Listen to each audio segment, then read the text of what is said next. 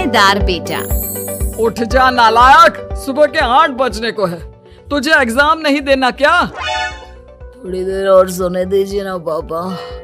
तू उठता है या फिर मैं तेरे ऊपर पानी फेंकूं? रोज गधों की तरह सोता रहता है। पेपर की कोई टेंशन ही नहीं है। और एक हमारा समय था जब हम पेपर में फेल होने के डर से रात भर पढ़ा करते थे, सो ही नहीं पाते थे। तो क्या अब आप उसका बदला मुझसे लेंगे? मैं 15 मिनट बाद उठ जाऊंगा, आप प्लीज जाइए, मुझे डिस्टर्ब मत कीजिए। इतना कहकर रौनक रजाई ढककर फिर से सो जाता है। तू ऐसा नहीं मानेगा, रुक मैं अभी पानी लेकर आता हूँ। बस फिर क्या था, इतना कहकर वो भागते हुए बाथरूम में जाते हैं और पानी की एक बड़ी सी बाल्टी लाकर रौनक के ऊपर फेंक देते हैं। पानी पड़ते ही रौनक झट से उठ जाता है। ये आपने क्या किया पापा? तू उठेगा नहीं तो यही करना पड़ेगा ना।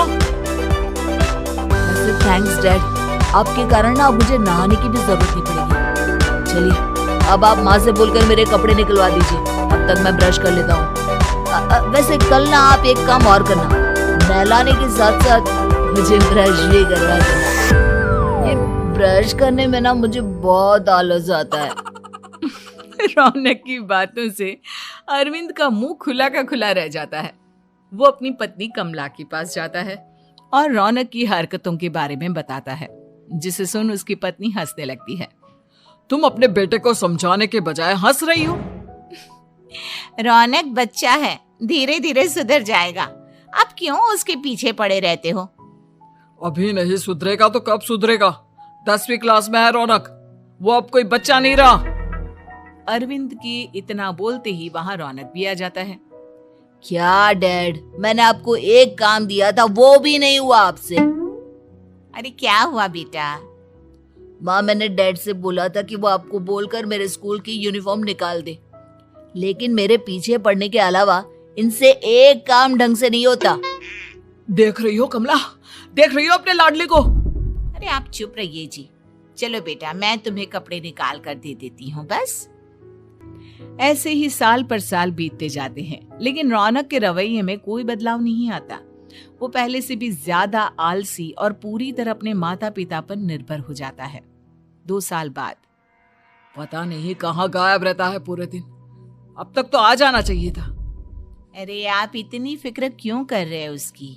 दोस्तों के साथ खेल रहा होगा, आ जाएगा अभी। ये कोई टाइम है खेलने का? 10 बजने वाले हैं, इतनी रात में कौन खेलता है? कमला कुछ कहती उससे पहले ही रौनक वहां आ जाता है।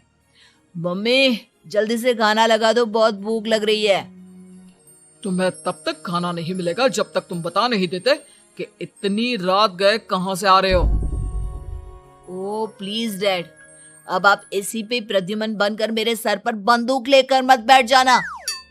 अपनी फालतू की बकवास बंद कर और बता कहां से आ रहा है। माँ अब समझाइए ना डैड को। बता देना बेटा, इनको भी तसल्ली हो जाएगी। आप बोल रही हैं तो बता देता हूँ, मैं दोस्तों के साथ मूवी देखने गया था, इसलिए देर हो गई। तो इन सब चीजों में मेरे पैसे उड़ाता है? कभी 1 रुपया कमाने के बारे में सोचा है तूने? जब देखो हवा की तरह पैसे उड़ाता रहता है। माँ अब आप इन्हें चुप करा दीजिए, वरना ना मुझे गुस्सा आ जाएगा। अच्छा क्या कर लेगा? बता ना, क्या कर लेगा तू? वैसे बात तो ठीक ही है, मैं कर ही क्या सकता हूँ, पैसे तो फिर भी मैं आपसे ही मांगूंगा ना। चलिए अब ये सब बात छोड़िए और मम्मी मेरे लिए खाना लगा दीजिए। अभी लगा देती हूँ बेटा। मैं बता रहा हूँ कमला, एक दिन ये ऐसे ही बिगड़ जाएगा। ओफो, आप क्यों इतना पीछे पड़े रहते हो मेरे बच्चे के? बात की बाद में देखेंगे, अभी आप शांति से उसे खाना खाने देंगे। अगले दिन, डैडी मुझे 10,000 रुपए चाहिए। हाँ? अब इतने पैसे क्यों चाहिए तुझे? डैड आप बिना सवाल किए कभी पैसे नहीं दे सकते क्या? जब तक तू बताएगा नहीं तुझे पैसे भी नहीं मिलेंगे। अरे अब आप अपने बेटे को पैसे भी नहीं दे सकते? नालायक, तेरी उम्र के लोग नौकरी करते हैं और एक तू है जो नौकरी करने का नाम ही नहीं लेता कभी। आप लोगों के होते हुए भला मैं नौकरी क्यों करूं? अरे हम कब तक पैसे देंगे तुझे? तुझे भी तो अपने पैरों पर खड़ा होना होगा ना। कौन सा उधार के पैरों पर खड़ा हूं? अपने ही तो पैरों पर खड़ा हूं मैं।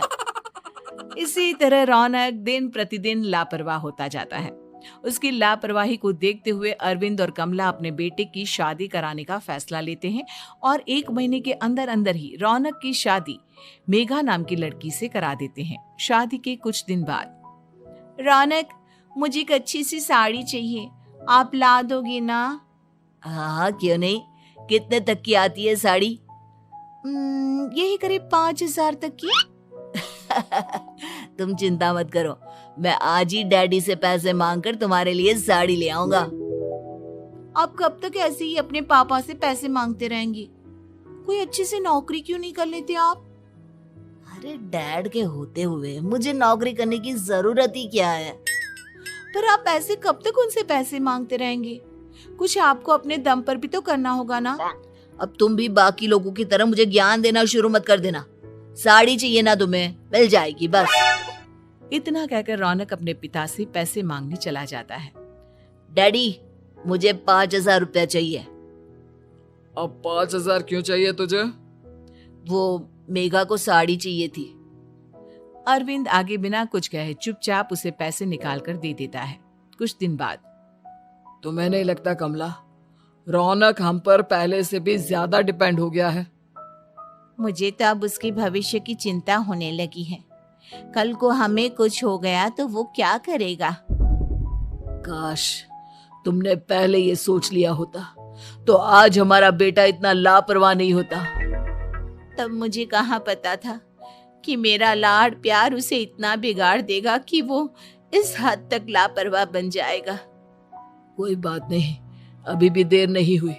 मुझे पता है उसे कैसे सुधारा जा सकता है। कैसे? अरविंद कुछ कहता उससे पहले रौनक वहां आ जाता है और पैसों के लिए हाथ फैलाने लगता है। डैड, मैं और मेघा बाहर घूमने जाना चाहते हैं। अरे वाह, ये आज सूरज कहाँ से निकला है? Dad please. अच्छा चलो अब मुद्दे की बात करो। मुझे अब 25,000 चाहिए। अब तुम्हें 1 रुपया भी नहीं मिलने वाला।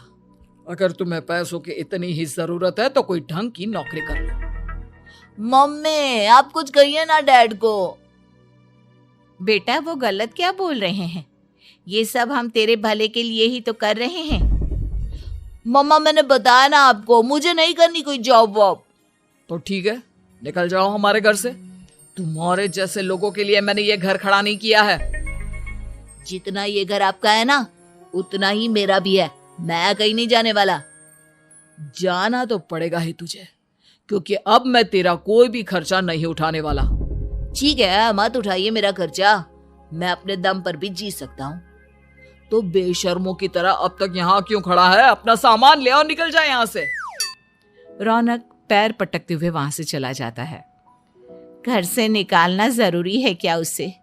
बिना पैसों के कौन रखेगा उसे किराए पर? अगर उसका भविष्य सुधारना है तो हमें अपने दिल पर पत्थर रखकर ये कदम उठाना ही होगा।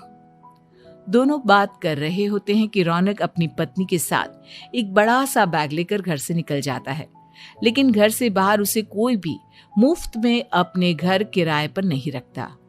अंत में थक हार कर वो फिर से अपने घर चला जाता है। क्या हुआ? थोड़ी देर पहले तो दहाड़ते हुए घर से निकला था, अब क्या हुआ? नहीं रखा ना किसी ने तुझे किराए पर? डैड प्लीज, मैं कुछ दिनों में कोई अच्छी सी नौकरी शुरू कर दूंगा। आप तब तक तो हमें रख लीजिए प्लीज। सुबह से रात हो चुकी है लेकिन कोई हमें रखने को राजी नहीं है। अब आप ही बताइए, इतनी रात को मैं मेघा को लेकर कहाँ जाऊंगा? ठीक है, बहू की वजह से मैं तुझे घर पर रख रहा हूँ, लेकिन तू इस घर में एक बेटे की नहीं बल्कि एक किराएदार की हैसियत से रहेगा। 3 महीने है तेरे पास। इन 3 महीनों के अंदर अंदर मुझे तेरी पहली तनख्वाह हाथ में चाहिए, समझ गया? पक्का डैड, इन 3 महीनों के अंदर अंदर तो कोई बढ़िया सी नौकरी ढूंढ ही लूंगा मैं। ऐसे ही धीरे धीरे समय बीतने लगता है और अरविंद के दिए 3 महीनों में से 2 महीने बीत चुके होते हैं। पापा जी ने हमें 3 महीने दिए थे, जिसमें से 2 महीने तो बीत चुके हैं। अब ये आखिरी महीना बचा है।